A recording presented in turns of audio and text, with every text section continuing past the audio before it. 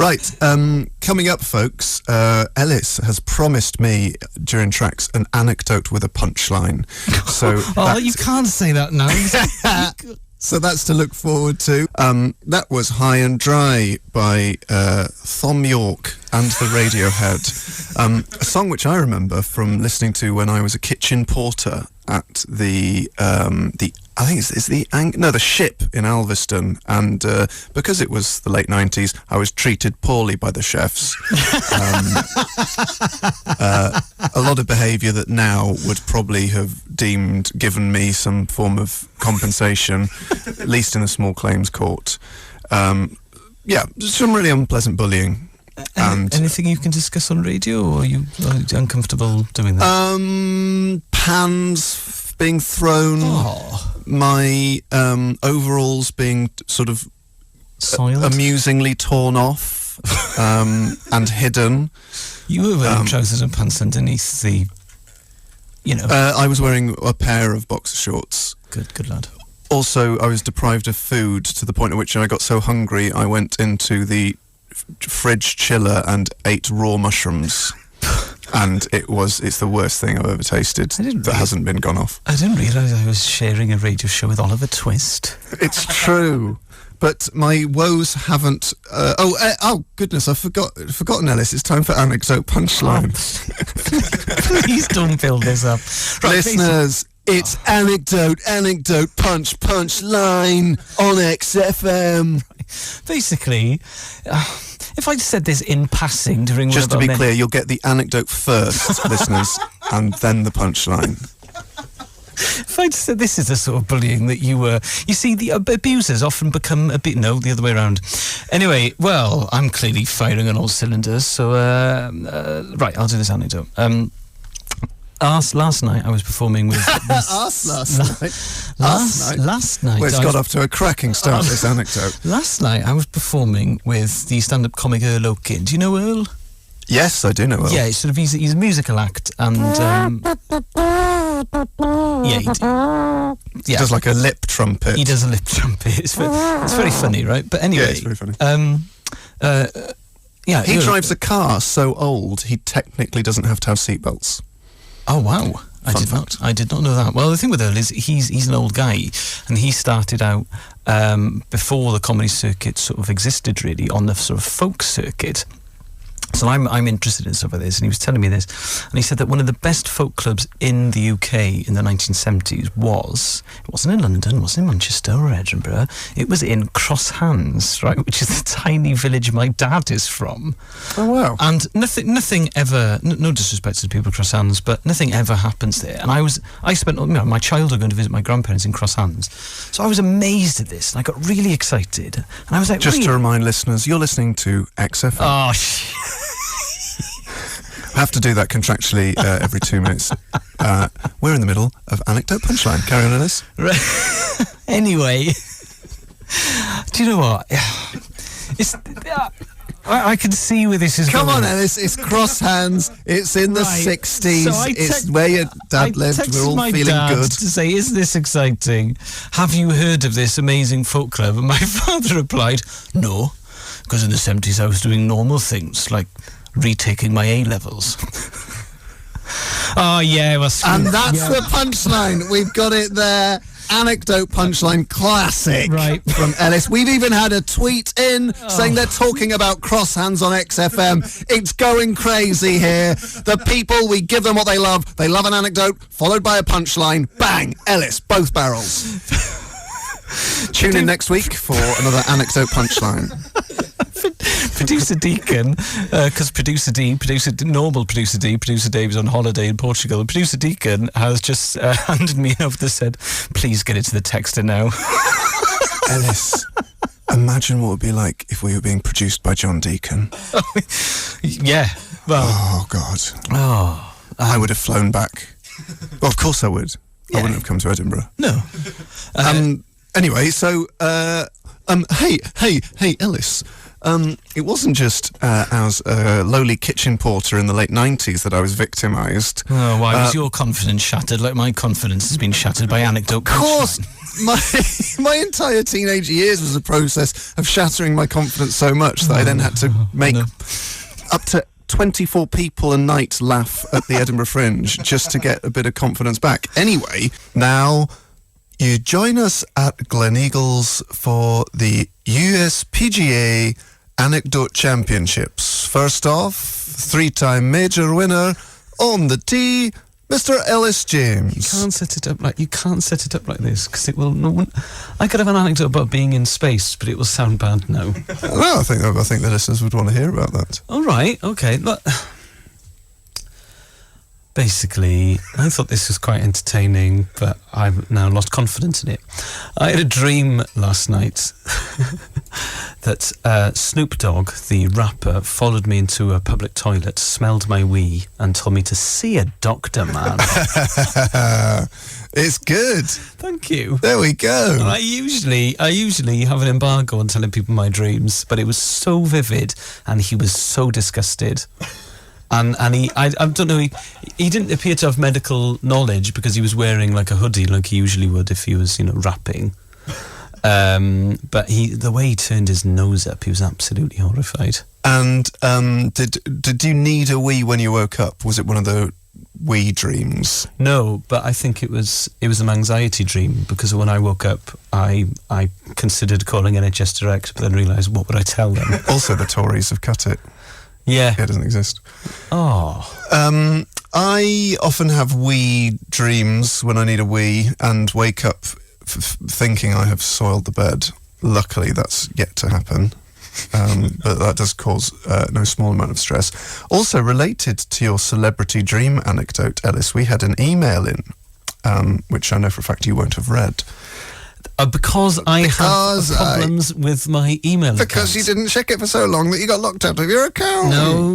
Some of us check it on a daily basis. All right, well, you check it 20 times a day, so you got nothing else in your life. But that is... You move on, John.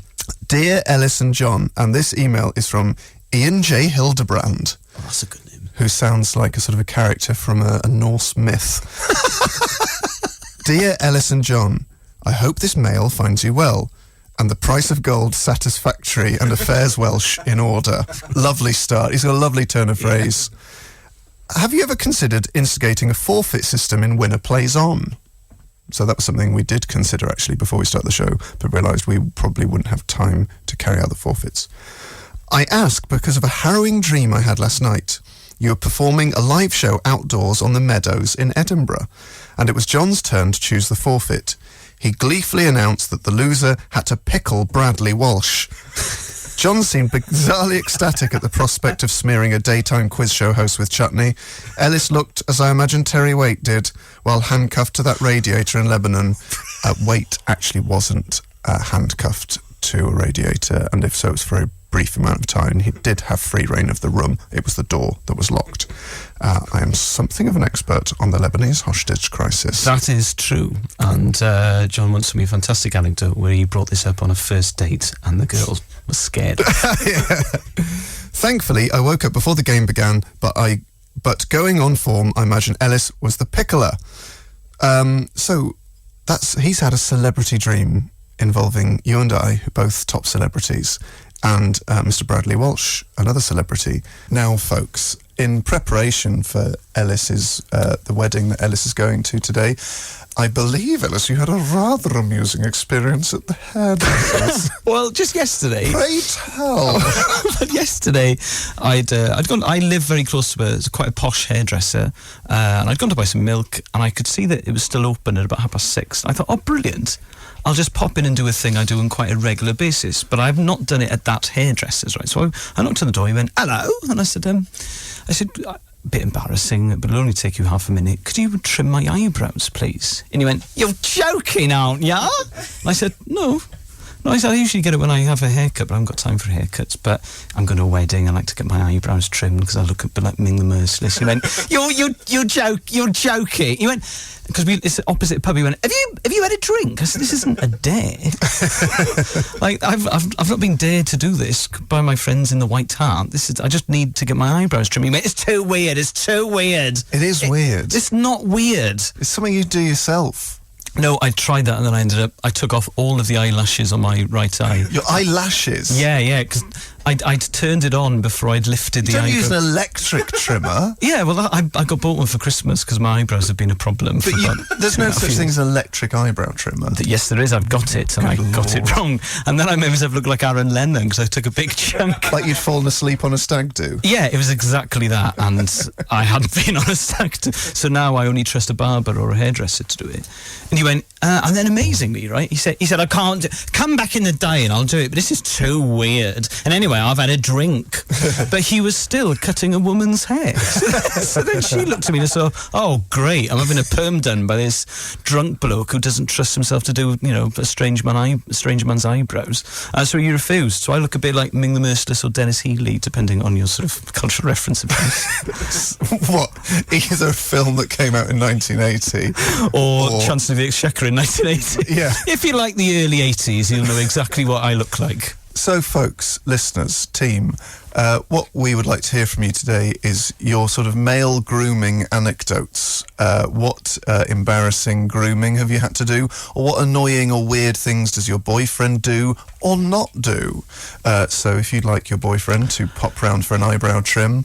And also how it's changed, because I didn't have to do my eyebrows when I was in my 20s. This happened about 2 years ago when a man at Tony and Guy went, please let me do those. Please let Tony me do and those. Guy? Yeah. Mate, I look nice. Championship football. I like to look nice. So, folks, you can tweet you can tweet at XFM. You can text 83936 to let us know what male grooming tactics your boyfriend deploys. You deploy embarrassing scenarios, anecdotes, the lot. Anyway, what? Sorry, I'm so excited. Ever interrupt me again? Just because you have the eyebrows of a very wise professor does not mean you hold the chair in this university. So it's time for Sporadic Feature. Elis James, Anecdote and a Punchline. There's a glint in his eye, a spring in his step, and a cramp in his hamstring. Yeah, that's still happening. Elis has got an anecdote. He's got a punchline. Hit us, El. Well, it's hot off the press. I just had a wee, and the toilets at XFM. The gents, there's no urinal, it's 2 cubicles. So I was washing my hands, and both cubicles were full, and David Mellor walked in, and he saw that the cubicles were occupied, and he actually went, oh! Oh! And then he left, turned on his heels and left, really angrily, and then 10 seconds later, Ken Livingstone opened the door with the most sheepish look on his face I've ever seen. And he went, oh. And I thought to myself, they're now such good friends, even though they're politically on different sides of the divide, because they're broadcasting partners, their bladders have clearly synchronised in the same way that the Spice Girls used to have go on their period at the same time, because they were spending so much time together. Mellor and Livingstone have got the same sort of bladder sort of timings. Or, because Mellor picks up the coffees from Pret, maybe that they've both had their morning coffee at the same time, and they've had to take a link, sort of a commercial break to both go and, excuse themselves. Excuse themselves. But Mellor's, the noise Mellor made. Oh! Well, it's a frustration when you've got 2 minutes to nip out for a quick wee and all booths are occupied. Yeah, and the next mayor of London is having a wee. Yeah. That is frustrating. But anyway, that's my anecdote with a punchline. Great anecdote. quite a good punchline. Thank you. We had an email in from to Saturday at xfm.co.uk, and we read our emails. We love them all. But somebody said Elis has actually only got 5 anecdotes. We've heard them all twice. Well, thanks. Chalk up a 6th. Elis James and John Robbins podcast. Elis has promised us an anecdote. It's big. We're going to want your responses. It's going to provide us with an humdinger of a texter. It involves a waste paper basket. Elis, rip it. It's not an anecdote. Don't undersell it, mate. I'm having to came in punching the air, saying, Robbins, I've got the best anecdote in the history of speech. I'm going to have to undersell it now because you've oversold it to the extent that I can't...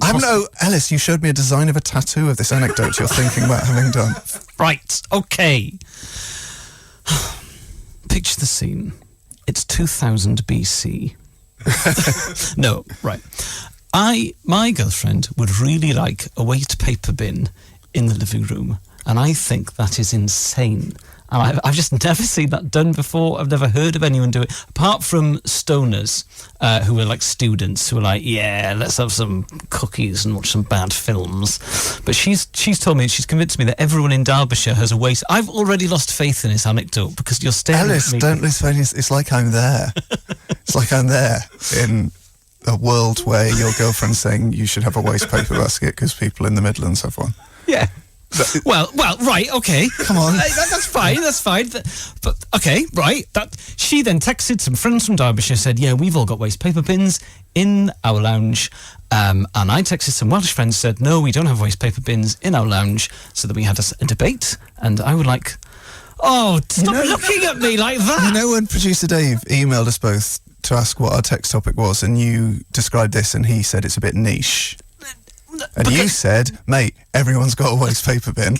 And everyone's got a lounge. That's true. So if you've got a lounge, how can that be? Stop looking at me if like you've got a lounge and a waste paper bin, you must have an opinion on this hot topic.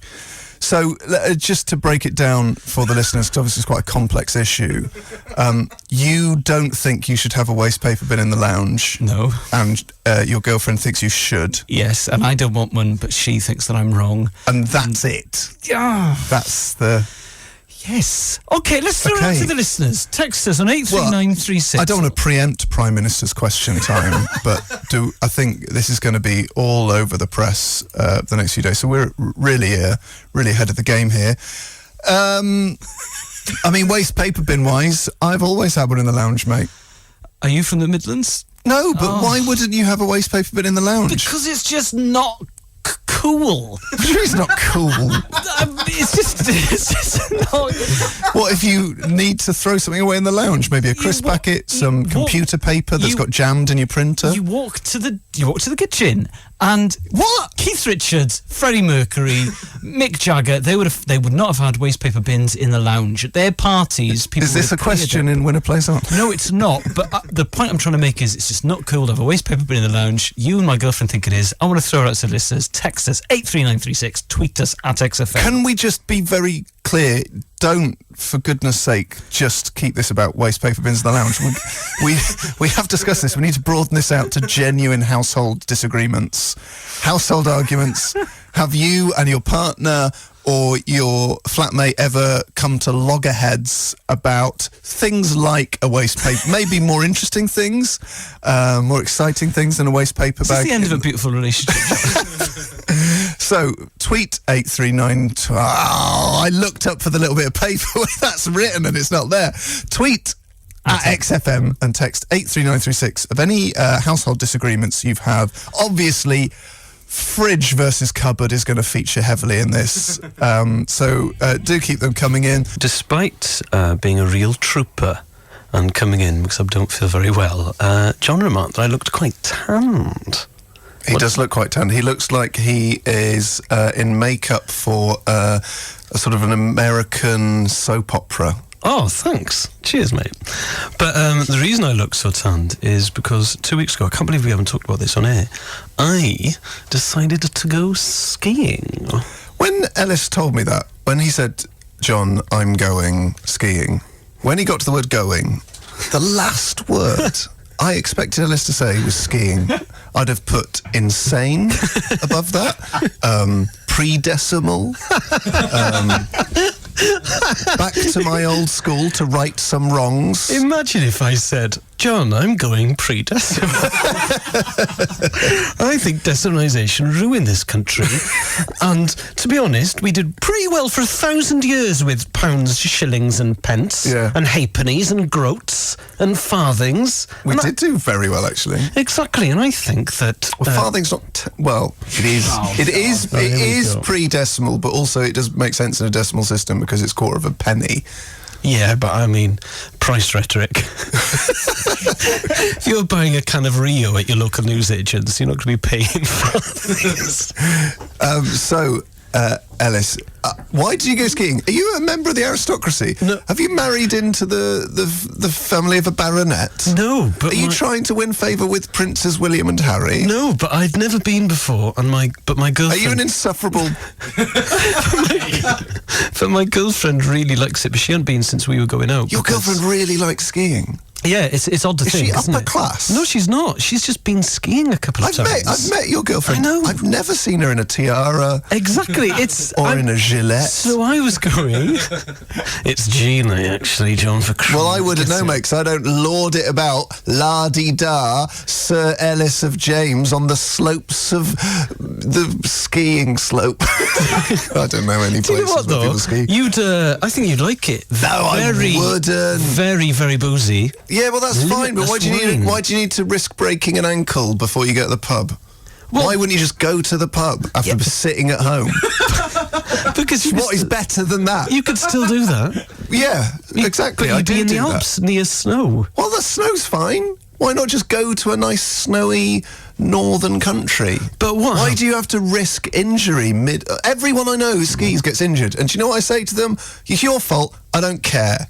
Shut up, stop moaning about it. It's like people I ran down a hill and jumped off the edge and I go, broke my ankle and did my hip. And you're like, of course you did. Absolute idiot. I got shouted at.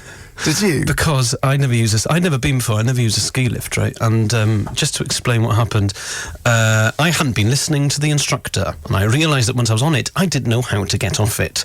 And so I looked around to see what everyone else was doing, and they all had their skis on the sort of the bottom bar, but that's attached to the top bit that you remove to get off at the end, right? So but I thought that was automated. So when we got to the end, people tried to lift it, but I still had my feet on it. They couldn't, and there was a big struggle. But I'd never been on a ski lift before, so I was like, this guy's a bit he's a bit intense, isn't he? And there was a lot of shouting and screaming.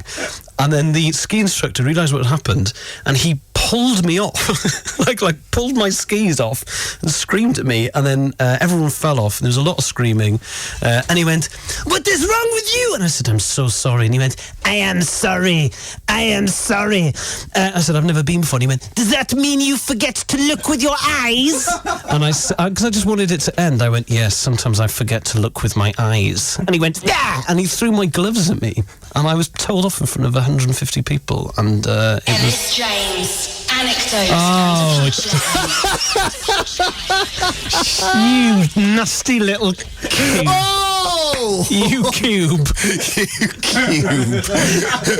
You nasty little cube. So, I drifted off about a minute and a half. Yeah, great. You were on a ski lift and what then happened? You looked at someone's feet. I don't want to tell you anymore. Because my confidence has gone on, I'm ill. FM. Elis James and John Robbins on XFM podcast. Guys, I have to tell you that Mr. Elis James has what can only be described as an anecdote. Oh, stop building things up. Elis, word on the street is that your palate has finally matured. Tell the listeners. Yeah, that's true. Basically, I put black pepper on an egg the other day. Incredible. And I thought to myself, if only me from 1995 could see this sort of thing, I'd think, what have you become? I've got such a sophisticated palate, and I've realised that there's certain things that were very posh 20 years ago are now normal.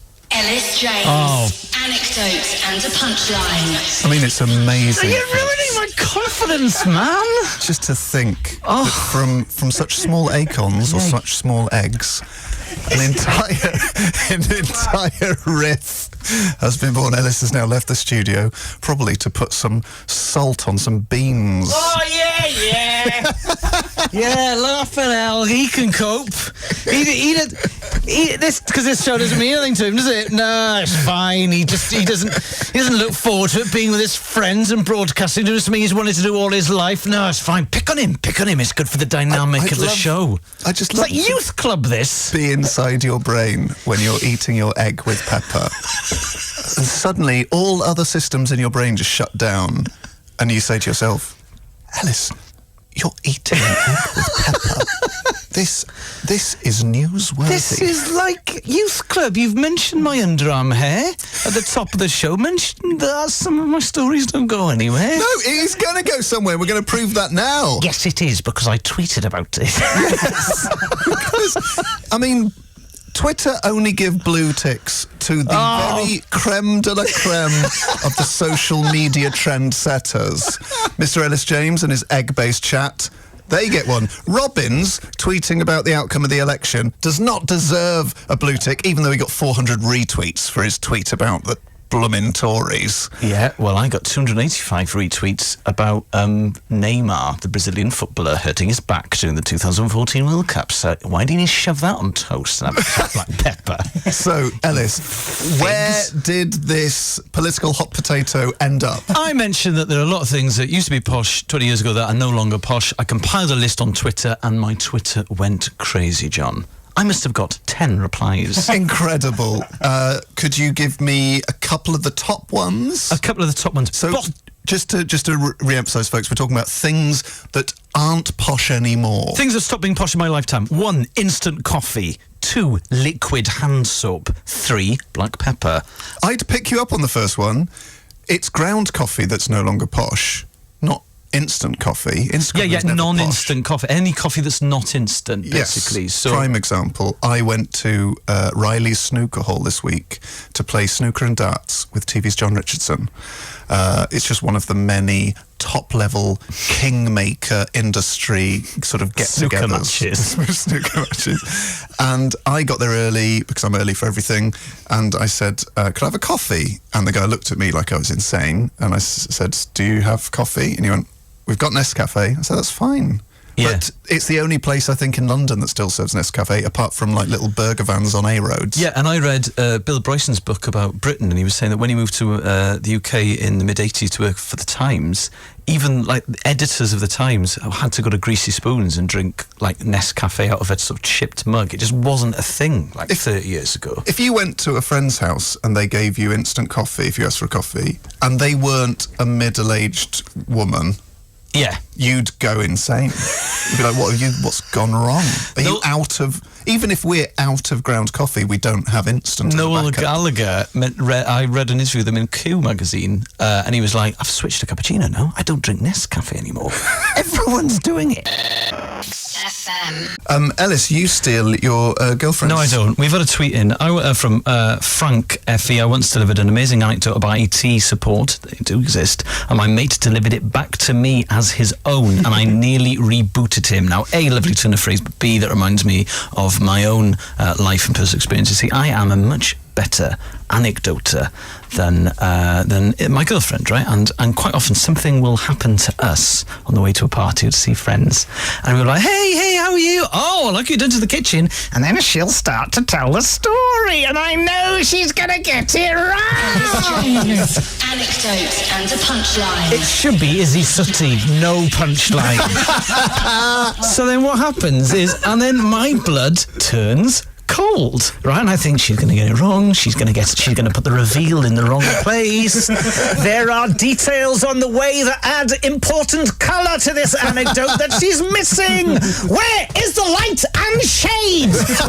Where is the characterisation. Come on, do a voice, do a regional accent, please. But it has... Don't just say he walks in a funny way. Show us. Show us the walk, Izzy, for God's sake. Lift your trousers, hitch your skirt up and do a funnier walk. Improvise, right? Anyway, now there are two outcomes of this. Both are bad. I either let her get the anecdote wrong, which is very bad for storytellers everywhere, because then that's it, it's gone. That anecdote is gone, it's over, right? Or I do what I often do, I will verbally elbow her aside and go, let me tell it! Let me tell it. The man did have a long beard, and yes, he was shouting at us in the spa, and I did have a witty retort, but you've already given the witty retort away, so let's never speak about it again. Classic James. Elis, James and John Robbins podcast.